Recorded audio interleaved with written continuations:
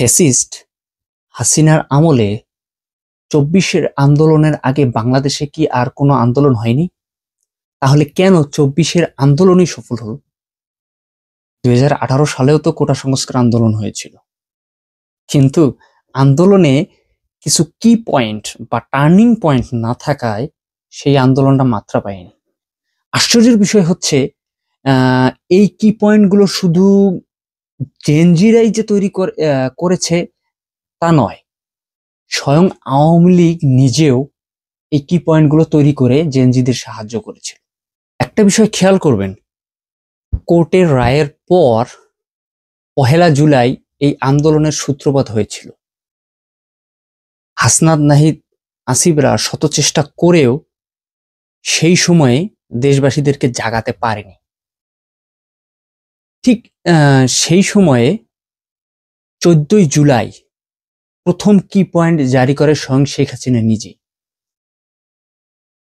কি পয়েন্টটা কি? মুক্তিযুদ্ধের সন্তান নাতিপুতিরা কেউ মেধাবী না, যত রাজাকারের বাচ্চারা নাতিপুতি হলো মেধাবী, তাই না? আচ্ছা, এখন এই আন্দোলনকারীদের রাজাকার বলার মাধ্যমে অর্থাৎ এই একটি কথাতেই সকল জেনজিরা নিজেদেরকে রাজাকার বলে পরিচয় দিয়ে মিছিল করে। প্রথম কথা হচ্ছে, এই কি পয়েন্টটাই প্রথমত সকল ছাত্রদের মাঝে, সকল জেনজিদের মাঝে একটা স্পৃহা জাগ্রত করে, একটা শক্তি জাগ্রত করে যে আমরা দেশবিরোধী বা রাজাকার না হওয়া সত্ত্বেও আমাদেরকে যখন রাজাকারই বলে ফেলছে তাহলে আমরা রাজাকারী। এর ফলেই হাসিনা পরবর্তী সময়ে আন্দোলনকারীদের জামাত শিবির হিসেবে বিশ্ব দরবারে পরিচয় করাতে পারে। আন্দোলনের শেষের দিকে অবশ্য জামাত নিষিদ্ধের মাধ্যমে হাসিনা চেয়েছিল যে জামাত যেন মিছিল করে, আমি জামাতকে নিষিদ্ধ করে দেব, জামাত যেন এর প্রতিবাদে মিছিল করে, এটা হাসিনা চেয়েছিল। আর এই মিছিলে হট্টগোল পাকিয়ে পশ্চিমা বিশ্বকে দেখাতে চেয়েছিল যে এই কোটা আন্দোলন আসলে জামাত শিবির করছে, অন্য কেউ করছে না, এটা একটা রাজনৈতিক ইস্যু। কিন্তু জামাত বুদ্ধির পরিচয় দেয় এবং সেই সময়টাতে হাসিনার দেয়া সেই ট্রাপ বা ফাঁদে পা দেয়নি। এবার চলেন আবার ফিরে যাই সেই ১৫ জুলাইয়ে। ১৫ জুলাই ওবায়দুল কাদের আর লীগ সভাপতি এই উস্কানিমূলক কথার প্রেক্ষিতেই পরবর্তীতে মাঠে নামে লীগ। কথাটা শুনে আসি চলেন। আমরা মোকাবিলা করতে সবকিছুই মনে রাখা হবে। এই উস্কানি বা ওবায়দুল কাদেরের এই কথাটা ছিল আওয়ামী লীগের আরেকটি বড় ভুল। এরপর নাহিদ সহ বাকিদের আহ্বানে প্রথম এই আন্দোলনটি ঢাকার বাইরে অর্থাৎ সারা দেশে ছড়িয়ে পড়ে। আগামীকাল বিকাল ৩টায় সারা দেশের সকল ক্যাম্পাসে বিক্ষোভ মিছিল এবং সমাবেশ অনুষ্ঠিত হবে।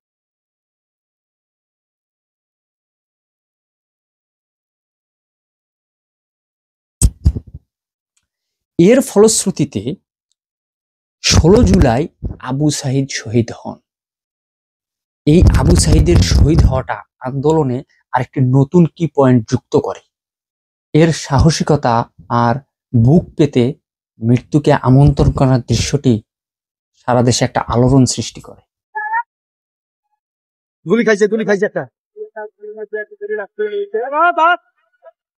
যার ফলে এই জেনজিদের ভিতরে মৃত্যুকে আলিঙ্গন করার প্রতিযোগিতা শুরু হয়। এরপর হাসিনা নিজে ১৭ জুলাই আমাদেরকে কাটা ঘায়ে নুনের ছিটা দিয়ে বক্তব্য দেয়। আপনজন হারাবার বেদনা যে কত কষ্টে তা আমার থেকে আর কে বেশি জানে। যা জেনজিদের রক্তকে আরেকটু গরম করে, নিজেই খুন করে আবার আপনজনের কষ্ট বুঝাতে আসে। এরপর ১৮ থেকে ২৩ জুলাই ইন্টারনেট বন্ধ করা হয়, কিন্তু নেট বন্ধ থাকলেও আন্দোলন দমে যায়নি। পরে যখন নেট ওপেন করে দেয়া হয় তখন নেট বন্ধ থাকাকালীন আন্দোলন ও মৃত্যুর ভিডিওগুলো দেশবাসী দেখতে পারে। ফলে হাসিনার প্রতি পুরো দেশবাসীর একটা ঘৃণা জন্মাতে থাকে।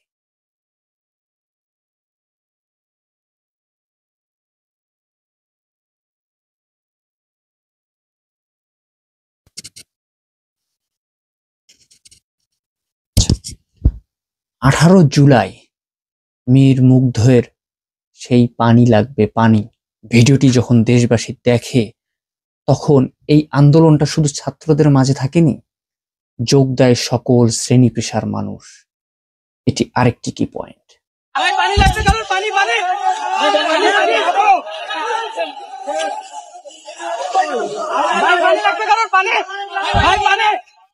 এরপর বিল্ডিং এর কার্নিশে ঝুলে থাকা সেই মানুষটিকে গুলি করার মধ্য দিয়ে পুলিশ সবচেয়ে বেশি ঘৃণার পাত্রে পরিণত হয়।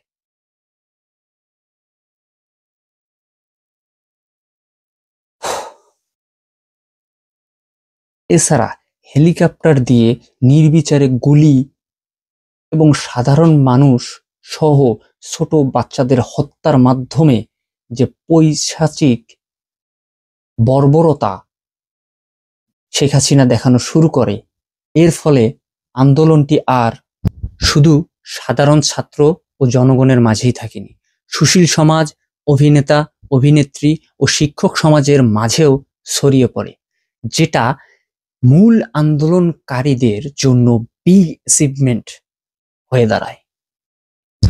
এরপর তাফালিং এই লোকের মিথ্যা বক্তব্যের পর আগের সেই আবু সাঈদের ঘটনাটা নতুন করে সামনে আসে।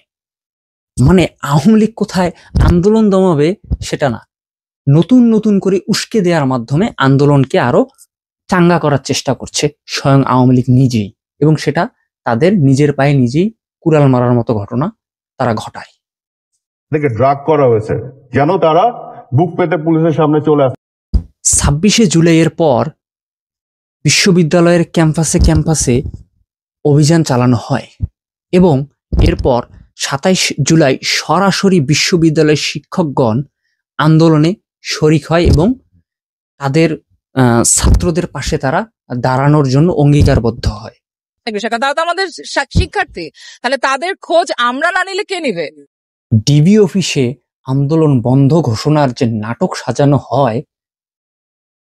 তা বাইরে থাকা জনগণ খুব সহজেই বুঝতে পারে। এর মাধ্যমে এই আন্দোলনের নেতৃত্বে সাময়িক কিছু নতুন মুখ এসে শূন্য স্থান পূরণ করে ফেলে। সংস্কার আন্দোলন ও তার প্রেক্ষিতে উদ্ভূত পরিস্থিতিতে অনেকে অপ্রত্যাশিতভাবে আহত এবং নিহত হয়েছে। যে শূন্য স্থান তৈরি করতে চেয়েছিল হাসিনা তা ব্যর্থ হয়। এরপর আইনজীবীদের প্রতিবাদ নতুন মাত্রা যুক্ত করে। এই সময়ে আন্দোলনে আরো স্পিড নিয়ে আসে বেসরকারি বিশ্ববিদ্যালয়ের শিক্ষার্থীরা।